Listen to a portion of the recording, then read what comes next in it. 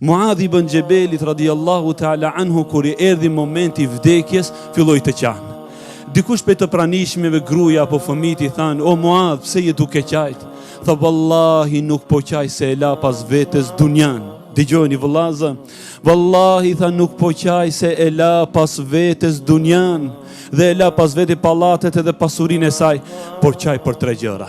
Një prej tyre tha qaj për ato momentet kur muslimanët të ulen në xhamiat e Allahut, ta përkujtojnë Allahun dhe unë nuk jem në mesin e tyre.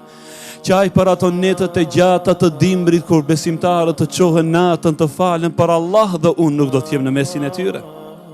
Dhe qaj për netët, për ditët e gjata të verës, kur besimtarët do të agjerojnë dhe unë nuk do të jem prezent mesin e tyre.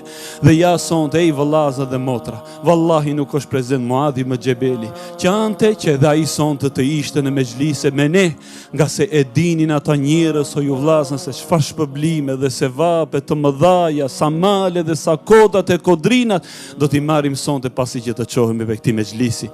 Andaj faleminderit o Allah në fillim, falënderimi të takon ty o Allah në mbarim, që na i ke hap zemra për shahadetin, për islamin, për imanin, la ilaha illallah.